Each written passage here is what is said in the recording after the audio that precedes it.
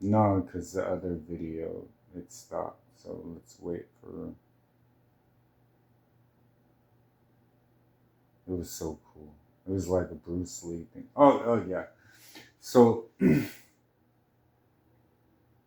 Peter gives me this text and he was like, I was studying Derek Prince. I was like, oh. Half of me was, it's been so long since I stepped into the arena of someone that wants biblical literature. Someone that understands what the scripture means, right? So I was like, you will be the head of the church. Oh, and I was like, Derek Prince, you are studying it's like a finger pointing to the moon, and you are studying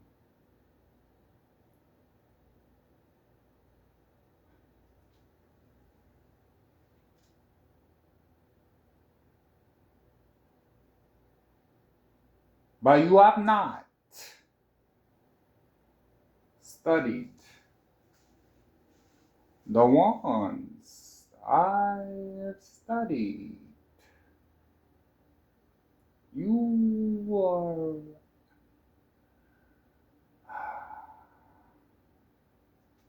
not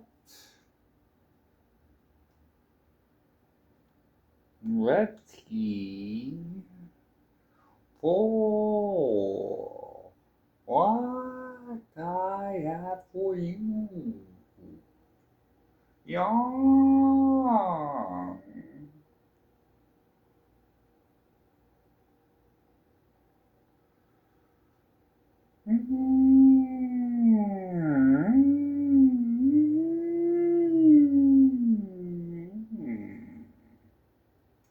You need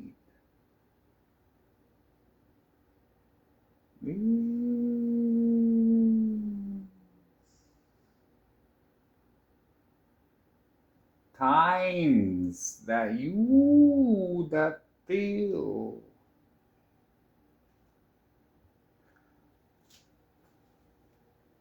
Miss Kung Fu.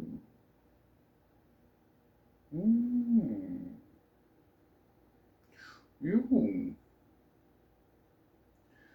don't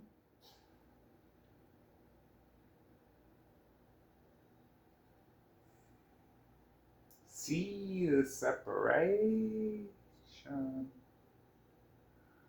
where this becomes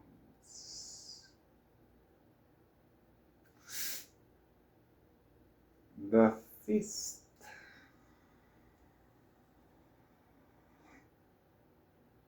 You are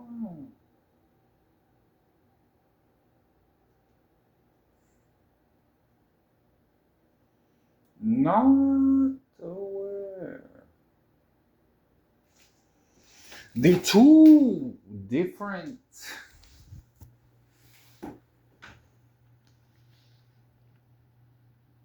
styles.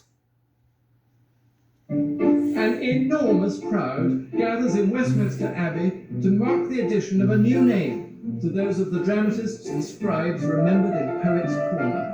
Among our great national poets, Chaucer, Spenser, Shakespeare, they are commemorating a man who was very well known for his prose, not so well known for writing verse.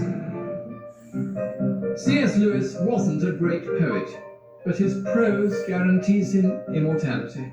People think of C.S. Lewis as the author of the Chronicles of Narnia. But the Narnia tales were only the smallest fraction of a vast literary output. Lewis was an atheist who became a zealous Christian, who dedicated himself to explaining a rational basis for the faith. His theological books and broadcasts made him one of the most influential Christian thinkers of the modern age. But theology wasn't his real job. Lewis was, in fact, a scholar of medieval literature and a great teacher. 20 years ago, I wrote a biography of Clive Staples Lewis. And I suppose what fascinated me about him was he was a man of contrasts. He lived through the first part of the 20th century, but he hated the modern age. He was a popular theologian, but he had a great crisis of faith. He was an extremely clever person, but a total incompetent. He failed the driving test 17 times. He ended his days as a university professor, but he was always a man who at key moments was ruled not by his head, but by his heart.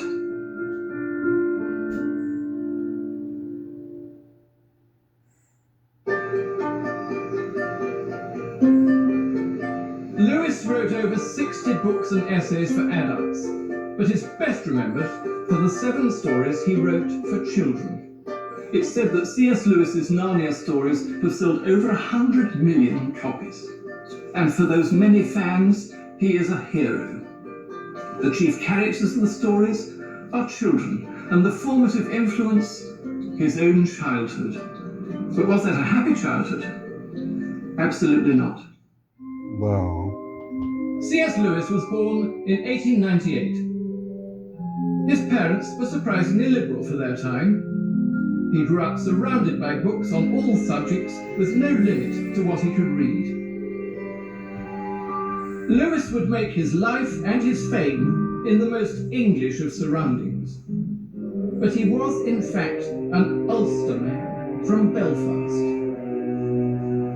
This is the Little Lee, the house which Albert Lewis, a prosperous Belfast solicitor, had built for his family, and it's the scene of all C.S. Lewis's earliest childhood imaginative experiences. you can't prove that. At the end of an upstairs corridor, in what they called the Little End Room, Clive, known as Jack, and his brother Warren, known as Wally, created a fantasy world. In his autobiography, Surprised by Joy, Jack Lewis recalls a moss and twig diorama forest that Warney made for him on a biscuit tin lid. The first sight of it awakened an obsession with the natural world, but a hyper-real version of it.